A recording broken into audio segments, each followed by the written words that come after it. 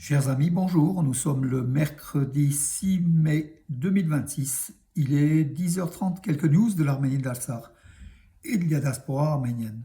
Les nouvelles sont importantes et sont nombreuses, mes amis. Donc, l'Arménie a vécu hier et avant-hier 2 journées de faste, politiquement faste, avec la France, avec l'Union européenne, avec les dirigeants des pays européens, une quarantaine de dirigeants qui étaient à Yerevan en Arménie.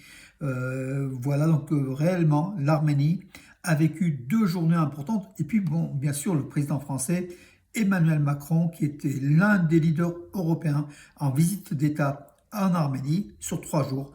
Hier soir, donc sa visite s'est terminée à l'aéroport Zvatnos-Yerevan avec des adieux chaleureux, des réellement chaleureux. Merci, merci pour l'accueil, a indiqué donc Emmanuel Macron, qui a été adulé tant à Yerevan qu'à Gubli. Il était pris réellement comme un roi, comme un prince. Les Arméniens ont exprimé leur amour de la France à travers ce président Emmanuel Macron, qui a rapproché davantage que les autres présidents. Il a rapproché l'Arménie de la France, notamment par les accords stratégiques. Voilà la déclaration, la signature hier de la déclaration d'un partenariat stratégique entre l'Arménie et la France. On parle d'armes, mais on parle aussi affaires, on parle de développement des infrastructures routières. De nombreux contrats ont été signés entre Emmanuel Macron et le Premier ministre Nicole Pachinian, en tout cas entre la France et l'Arménie, des documents importants dans pratiquement tous les domaines, 25 domaines, des hautes technologies, de l'économie, de nombreuses choses. Réellement, la France est bien derrière l'Arménie, à soutenir l'Arménie pour son développement. Et bien sûr que l'Arménie ouvre aussi ses portes au marché, aux entreprises françaises pour son marché. Voilà, donc c'est aussi important. C'est réciproque, hein, les échanges sont réciproques. Bravo en tout cas à la France et à l'Arménie pour ces nombreux contrats signés. Alors oui, les informations sont importantes. Macron qui a indiqué aux habitants de Gubli, la France vous aime, donc il a, d'après le bain de foule au centre-ville de Gubli, il a assisté à un concert avec Patrick Fiori et puis de nombreux chanteurs et chanteuses français et arméniens. Voilà, donc devant des milliers de personnes, place Vartanians, la place centrale de Gubli, Emmanuel Macron a fait un petit discours donc, pour remercier l'Arménie et les Arméniens. Il a bien sûr rappelé Gubli, le séisme et le développement économique de l'Arménie aujourd'hui. Nicole Pachinian également. Les deux hommes se sont salués en public. Et puis après, donc Macron est revenu en compagnie de Nicole Pachinian et de quelques ministres, est revenu à Yerevan pour prendre l'avion de la République française à l'aéroport international Zvartnots d'Yerevan. Macron qui appelle l'Azerbaïdjan et la Turquie d'ouvrir leurs frontières. Voilà donc aussi donc, un appel important. Du côté de Turc, Serdar Kilic, le diplomate turc, il reste évasif. Quant à la réouverture de la frontière entre la Turquie et l'Arménie, il indique des problèmes techniques, de faux problèmes techniques. C'est plutôt des problèmes diplomatiques, mais en tout cas, les Turcs sont un peu embarrassés, donc ils ne savent pas quoi répondre. Voilà, il prend cet élément-là. Antonio Costa, le chef de l'Europe aujourd'hui, hein, le président de l'Europe, a indiqué que l'Arménie est devenue une plaque tournante de la connectivité entre l'Europe et l'Asie. Donc le président du Conseil européen, Antonio Costa, le portugais, a déclaré mardi à Yerevan lors du sommet inaugural Arménie-Union européenne que l'Arménie était devenue une plaque tournante importante et de la connectivité entre l'Europe et l'Asie, soulignant que l'Union européenne continuerait à soutenir le développement du pays, de l'Arménie, et de son programme de paix régionale. Voilà, ce sommet marque aujourd'hui une étape importante dans l'approfondissement du partenariat entre l'Union européenne et l'Arménie. Il témoigne des progrès significatifs accomplis ces dernières années et de notre ambition commune d'apporter des avantages concrets aux citoyens, aux entreprises et à la société, a-t-il déclaré. Le président du Conseil européen a noté que la position géopolitique de l'Arménie n'avait pas changé, mais a déclaré que les réformes mises en œuvre dans le pays, en Arménie, avaient considérablement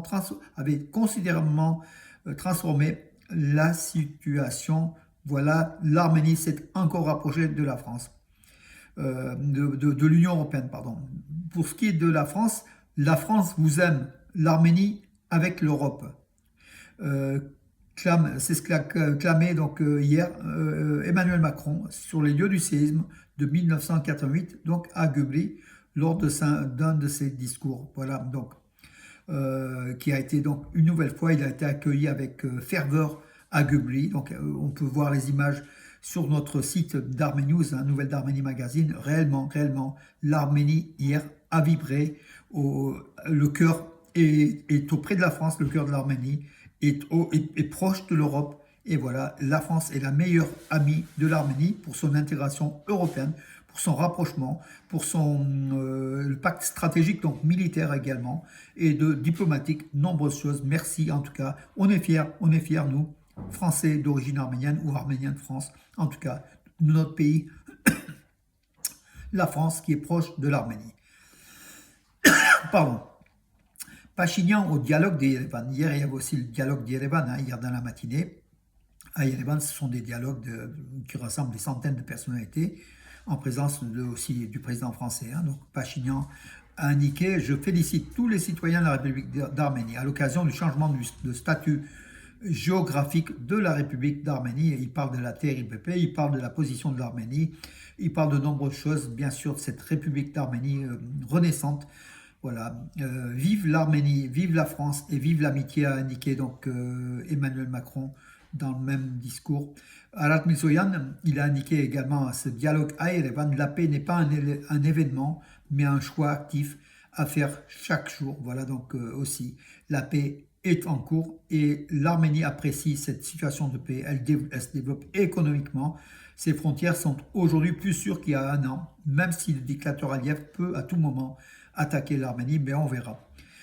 Nicole Pachinian, Antonio Costa et Ursula von der Leyen ont prononcé des discours résumant le premier sommet Arménie-Union européenne, donc à Yerevan.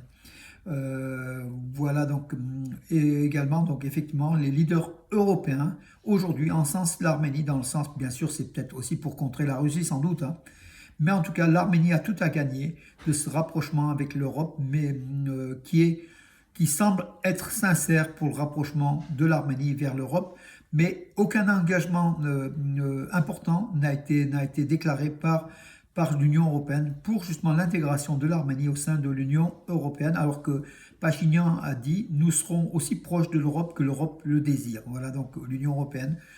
Bientôt, peut-être, on ne sait pas. Donc il y a aussi la Géorgie, donc à voir. Peut-être Arménie et Géorgie en même temps, une intégration commune au sein de l'Union européenne. Et peut-être l'Azerbaïdjan, même si Macron a dit que culturellement l'Arménie est proche de la France et de l'Europe, c'est une nation chrétienne. Voilà, donc aussi ce sont des valeurs que l'Arménie véhicule, qui vont peut-être simplifier aussi dans son intégration à l'Europe. Voilà. Une déclaration commune donc inaugurale donc au sommet donc Arménie-Union européenne a été adoptée. Donc voilà, je vous l'ai dit tout à l'heure, donc de très très beaux, comment dirais-je, un rapprochement important. Kaja Kallas, comment dirais-je, Kaja Kallas, qui est la chef de la diplomatie européenne, a indiqué sur sa page X que l'Union européenne soutiendra le peuple arménien dans le choix de son propre destin. C'est-à-dire que l'Union européenne renvoie aussi à l'Arménie son choix de l'Europe.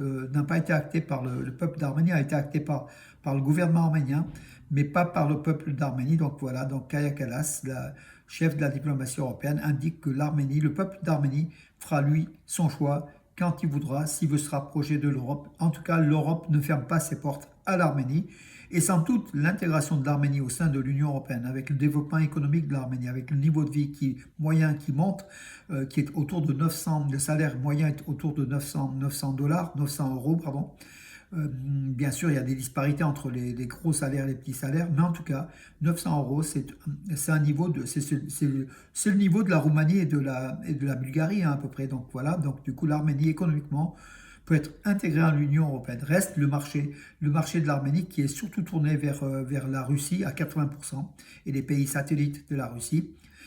Il restera pour l'Arménie à développer son marché avec l'Union européenne avant d'intégrer réellement, pour pas que son économie périclite. Voilà, donc il y a aussi des risques économiques pour l'Arménie, mais en tout cas politiquement, c'est une très très belle chose. Voilà ce qu'a fait l'Arménie avec Pachinian. Voilà, donc on peut critiquer Pachinian, mais on peut aussi saluer le rôle de Pachinian dans cette action de ce rapprochement avec l'Union européenne, avec les États-Unis, avec l'Occident, avec le monde civilisé, le monde développé, un peu au détriment de Moscou, mais en même temps, Yerevan veut jouer l'équilibriste aussi, donc ne pas, comment dirais-je, ne pas se mettre à dos l'ours russe. Donc du coup, il y a une politique un petit peu comment dirais-je, l'Arménie joue entre Moscou, entre Bruxelles, entre Paris et Washington, joue en fait, essaye de ménager la chèvre et le chou pour pas en subir les conséquences tant économiques que militaires. Voilà aussi le rôle de la diplomatie d'équilibre, une diplomatie d'équilibre que Yerevan veut mettre en place, avec jusqu'à présent avec plus de réussite que d'échecs, hein, il faut le dire aussi. On verra dans les semaines qui viennent le rôle, la position de la Russie par rapport à l'Arménie, parce que c'est un acte avec Zelensky à Yerevan, avec des dirigeants européens à Yerevan, le Premier ministre britannique, le président français, le Premier ministre espagnol, la Première ministre italienne. Tout ça, ça compte. Hein. C'est énormément, c'est le poids de l'Europe qui était à Yerevan. Bien sûr, Moscou a dû vivre ça avec plutôt une crispation. On verra donc dans les semaines qui viennent l'attitude de Moscou. Poutine qui avait menacé Pachinian au courant avril, lorsque Pachinian avait été à Moscou en disant attention, attention quand même, on ne peut pas être auprès de l'Union européenne et auprès de la Russie, enfin voilà, donc enfin, du marché russe. C'est une menace à peine voilée, donc voilà, de Poutine envers Pachinian. On verra ce qu'il en sera. En tout cas, aujourd'hui, maintenant, Pachinian s'est renforcé avec ce soutien des dirigeants européens à Yerevan. Il s'est renforcé pour les élections législatives du 7 juin prochain.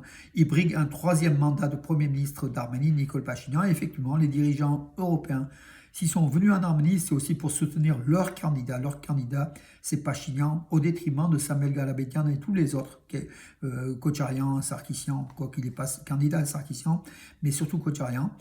Donc l'Europe soutient la politique de Nikol Pachinian et quelque part l'Europe veut que Pachinian gagne les élections législatives pour être l'Europe sera assurée que l'Arménie sera toujours dans le périmètre européen, proche de l'Europe et de l'Occident. Voilà mes amis pour aujourd'hui, donc les informations qui étaient liées beaucoup à cet événement, un capital important qui s'est déroulé en Arménie, mes amis, historique même je dirais, historique. Voilà, nous en sommes un peu fiers de voir effectivement les dirigeants européens à Yerevan, Yerevan qui est devenu une ville, le centre de l'Europe sur 2 jours. Voilà mes amis, maintenant qui sont partis, ils sont pratiquement tous partis, ça va être du quotidien. On traitera l'information de l'Arménie au quotidien, mais en tout cas, cet événement valait que je fasse la majeure partie de ma vidéo d'information sur ce rapprochement entre l'Arménie et l'Union européenne, entre la France et l'Arménie. La France qui a été toujours proche de l'Arménie, mais par Macron hier, ça a été encore plus fort, mes amis, très très fort. Macron a quitté l'Arménie avec un cœur gros, puisque en fait jamais il aurait été donc reçu avec autant de face dans aucun pays au monde. L'Arménie sait faire ça. Bravo à l'Arménie, petit pays de 3 millions d'habitants, mais qui sait organiser des choses et qui sait exprimer son amour pour la France, son amour pour le dirigeant français, les dirigeants français, quels qu'ils soient.